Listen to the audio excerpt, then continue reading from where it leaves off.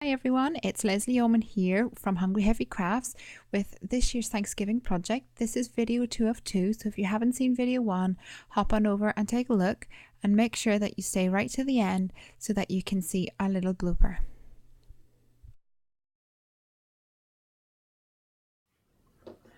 So once you've punched holes in the top one, the top page, you can use that as a template until you get right down to the last page. So you can see here that this is the last page I have to punch. This is the second last page, which already has some holes punched in it. Using my clip to hold it in place, and I'm just going to fly through and punch these holes. And because you can see through the crocodile, you can see exactly where the hole is going to be punched. It does make a bit of a mess with all the little circles flying around your desk, but that's hardly a big problem. So I'm just going to finish off doing these last few holes, and you can see that I have made 3 holes along the top, 3 along the bottom, and then 2 in the middle. So it's almost like a capital E shape.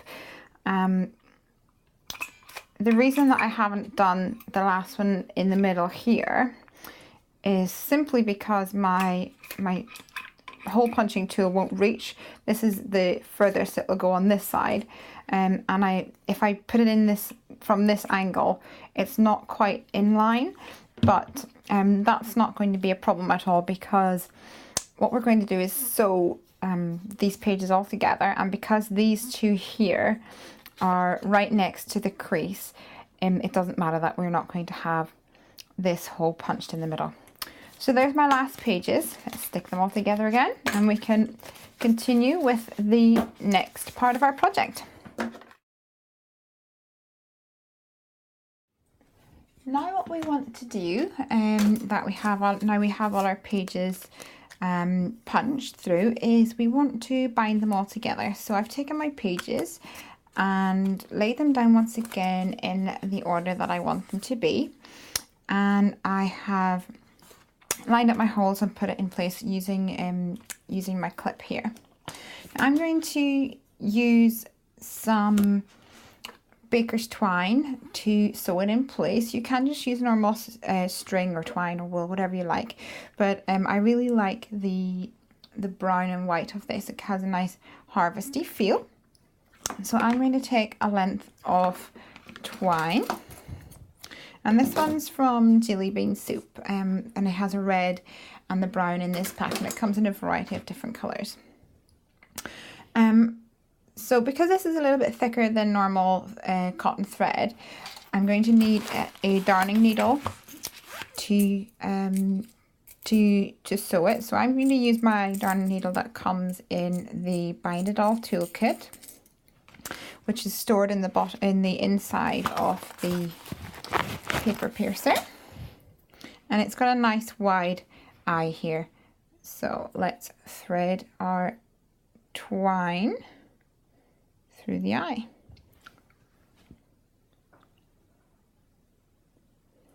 Like this.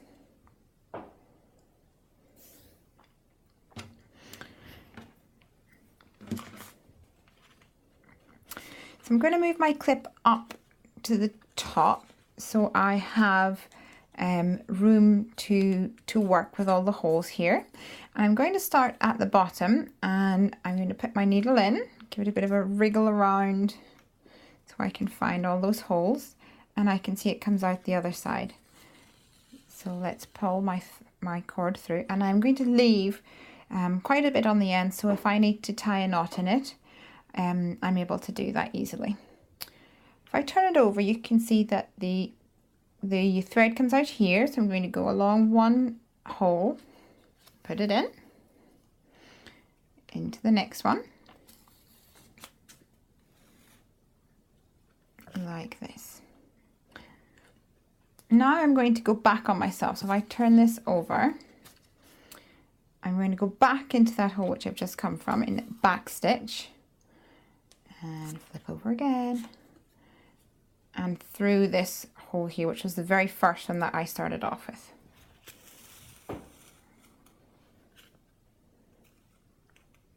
Excellent. Now what I'm going to do at this stage is I'm going to tie a knot, or make a knot in my thread at the very end here, like this. And you can see that I'm holding this tail in place and using my needle to move the thread, and that I find that much easier than trying to move the thread. So I have my knot at the end here, and everything is sewn into place along that edge there. So what I'm going to do now is, if I take this thread and bring it up to here, you're going to see that piece of thread coming across in a diagonal.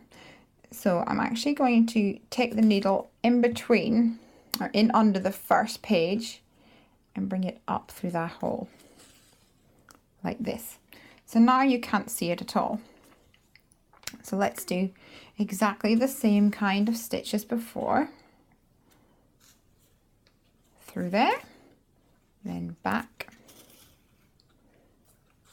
And this time I'm going to take it round the outside, back into here.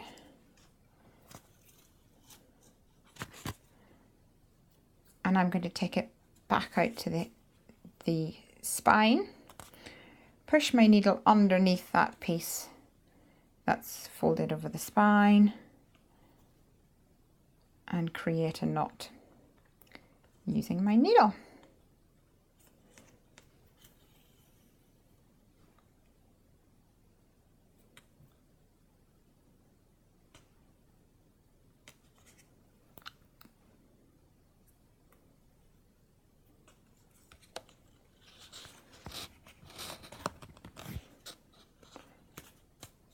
Like that. I'm going to do exactly the same again. Take this piece of thread underneath the first page, in through that hole,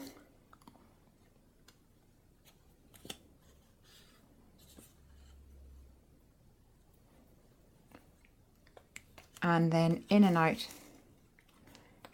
through these holes that we've already made. Back down again towards the folded edge.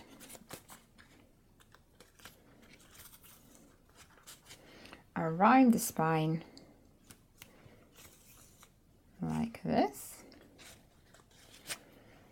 And now I'm back to my spine. I'm going to tuck this piece up like this, just so that it looks pretty. There we go.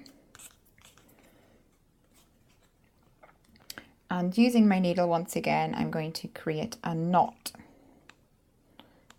along the spine. And I'm going to try and capture this tail in the knot. So here we go. Let's give this a try.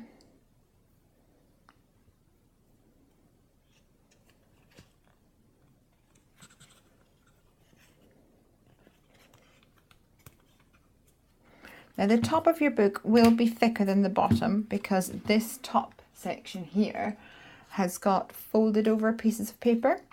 So don't be too alarmed if you think your book looks a little bit top heavy. It will look like that, to be honest.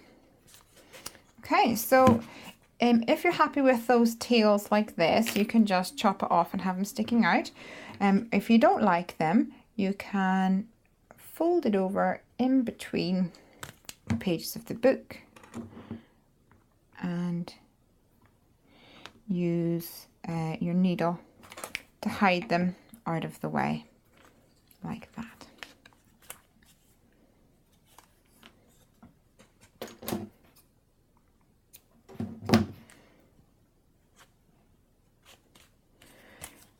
So now I have my spine sewn into place. You can see that I hardly use any of the thread at all, so I'll keep that to the side and we can use that on another project. Let's unleash the book.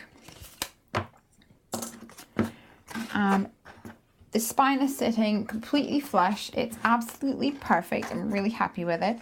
And all these pages are fanning out to the side here. And the idea is what I'm going to do is take these journaling cards and I'm going to put them into each of the pockets of the pages. So the first one goes on in here, and the next one in the next page, and so on, just until the whole book is filled with your journaling cards. And the really nice thing is that the width of the book is longer than the width of the journaling card. So you can stagger the journaling cards a little, and that gives it a bit of a whimsical feel. It's not going to be so linear and boring. This makes it a lot more interesting, I find.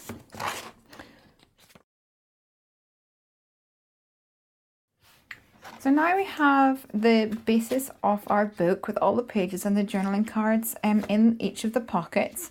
Now what we get to do is the fun bit, which is embellishing and finishing off the book. What I want to do to make use of this really long spine is actually to incorporate it into the design of the book. So I've taken a coffee stirrer from a coffee shop, and I've also used a couple of pages from the same scrapbooking pad,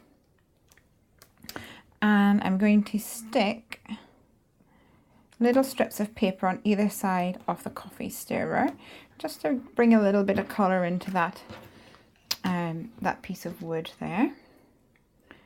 And this is going to act as a bit of a flagpole on my book, which I'll show you now. There we go.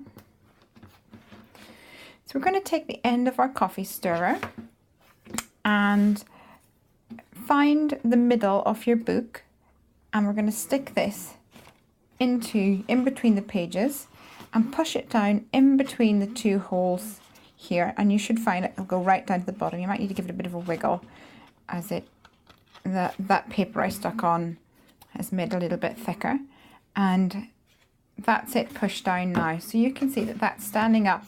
It's really rigid. It's not going to fall out. It's not going to fall over. So now we get to decorate it. To decorate the book, I have put together a little label here, and I have used some Nestabilities, the circle and scallop circle, and I've also used this stylized labels die from the Tim Holtz Alterations line. So I've cut out different pieces of paper here, and I've also got another one of these stylized labels, and that'll go on the back. So we're going to sandwich this piece of wood, this coffee stirrer, in between these two labels, and it's going to act as a flag on our book. So now I have stuck the labels in place, and this will go back into here, so like this. But I'm not finished embellishing. What I've done is I've taken some distress inks in crushed olive, rusty hinge, vintage photo and walnut stain, and I have stamped some leaves using a rubber stamp from Unity Stamp Company, and I love the way you can get the multi-tonal colours, which is just perfect for autumn. And I've also stamped this greeting here which says "Give thanks" from the same set, and added a little ampersand on there. So I'm going to add this to my project as the final touches for the cover. But you can decorate your book in any way that you like. So this I'm going to put down like this, and I will arrange these in a variety of different ways, both at the bottom there and also on my little flagpole as well, and stick them in place. And so that's the finished project. Thank you so much for watching the video and following along. I hope it was easy to understand, and be sure to jump over to hungryheffycrafts.com and read the post associated with this video, and it'll tell you exactly how you can download the free journaling card. But don't go just yet, stick around because we've got a blooper coming up. I had a little bit of a helper at one stage during the video. Thanks for watching. Line my ruler on the edge of the Mia. Get off.